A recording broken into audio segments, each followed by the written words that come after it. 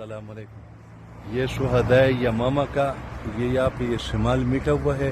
پہلے جو وہ مقبرہ تھا وہ مقبرہ شہدائے یمامہ جنوب کے تھا، یہ مقبرہ شہدائے یمامہ یہ شمال کا ہے۔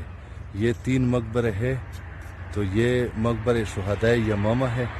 یہ جنگ یمامہ کے شہداء کا مقبرہ ہے۔ یہاں پر اس کے اندر یہ ان شہداء کے جس میں وہ پاک نفوس دفن ہے، جن کے لیے نبی پاک صلی اللہ علیہ وسلم کی بہت بشارتیں تھی، اور جن کے لیے بہت زیادہ جنہوں نے مسلمہ کذاب جیسے بڑے مدعی نبوت کے اس کاذب کو جھٹلایا اور اس کے فتنے کو ہمیشہ کے لیے قیامت تک کے لیے دفن کر دیا۔ اور یہ روڈ جو ہے، اس روڈ کا نام ہے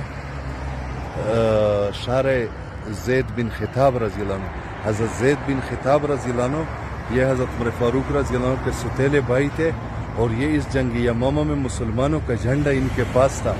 خالد بن ولید رضی اللہ عنہ نے مسلمانوں کا علم ان کو دیا تھا۔ تو زید بن خطاب رضی اللہ عنہ یہ اس کے لیے نبی پاک صلی اللہ علیہ وسلم نے ان کو شہادت کی بشارت بھی پہلے دی ہوئی تھی۔ اور زید بن خطاب رضی اللہ عنہ بنو حنیفہ نے یہ یہاں پہ پیچھے جو آبادی ہے وہ ابھی بھی بنو حنیفہ کے قبیلے کے لوگ رہ رہے۔ تو بنو حنیفہ کے لوگ اس زمانے میں مرتد ہو گئے تھے، انہوں نے مسلمہ کذاب کا ساتھ دیا تھا، اور یمامہ کے لوگوں نے تو بنو حنیفہ نے ایک حملہ ایسے کیا جس سے مسلمانوں کے قدم اکھڑ گئے، جس سے حضرت زید بن خطاب رضی اللہ عنہ کا جوش اور زیادہ بڑھ گیا، اور انہوں نے مسلمانوں کو للکارا اور قسم کھا لی کہ جب تک میں ان لوگوں کو شکست نہ دوں میں نہ بھولوں گا نہ کھاؤں گا، اور یا شہید ہو جاؤں گا۔ تو پھر جب وہ شہید ہو گئے تو پھر جھنڈا اس کو دیا، سالم رضی اللہ عنہ کو جھنڈا دے دیا۔ کسی نے کہا آپ کے قدم اکڑ نہ جائے، تو فرمایا اور کہا کہ آپ کی وجہ سے مسلمانوں کو شکست نہ ہو جائے، آپ نے جھنڈا لے لیا۔ کہا اگر میری وجہ سے شکست ہو جائے مسلمانوں کی تو مجھ سے بدترین حامل قرآن کوئی نہیں ہوگا۔ میں نے قرآن اس لیے پڑھا تھا کہ مجھے شکست ہو جائے، اور اپنے لیے گڑھا کھودا کہ میرے قدم نہ اکڑ جائے، اور لڑتے لڑتے وہ بھی شہید ہو گئے تھے۔ عمر فاروق رضی اللہ عنہ حضرت زید بن خطاب رضی اللہ عنہ کے وفات پر بہت زیادہ غمگین تھے، اور فرمایا کرتے تھے اس کے بعد جب کوئی غم آتا تو فرمایا میں نے زید بن خطاب رضی اللہ عنہ کے غم کو برداشت کیا اور صبر کیا۔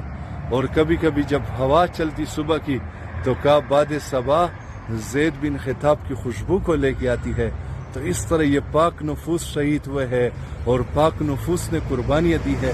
یہ ان شہداء کے مزار ہے جو ہمارے لیے دعوت ہے، ہمارے لیے یہ دعوت ہے کہ ہم نے تو اپنے دور کے فتنے ہمیشہ کے لیے دبا دیے۔ آپ لوگوں سے یہ فتنے کیسے اٹھے؟ ہم نے تو دین محفوظ کر کے آپ تک پہنچایا، لیکن تم اس محفوظ دین کی حفاظت بھی نہ کر سکے۔ ہم نے تو دین کو پوری دنیا میں پھیلایا، تم اس پھیلے ہوئے دین کو بچا بھی نہ سکے، اور آج مسلمان مرتد ہو گئے۔ ہم نے تو آپ کے لیے بیت المقدس کی چابی آپ کے حوالے کی، تم اس کی رکھوالی نہ کر سکے۔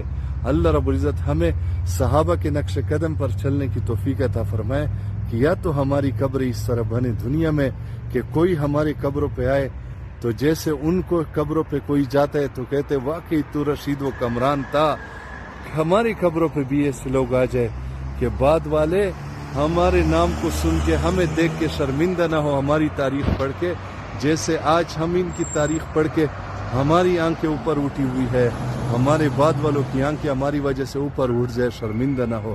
جزاک اللہ۔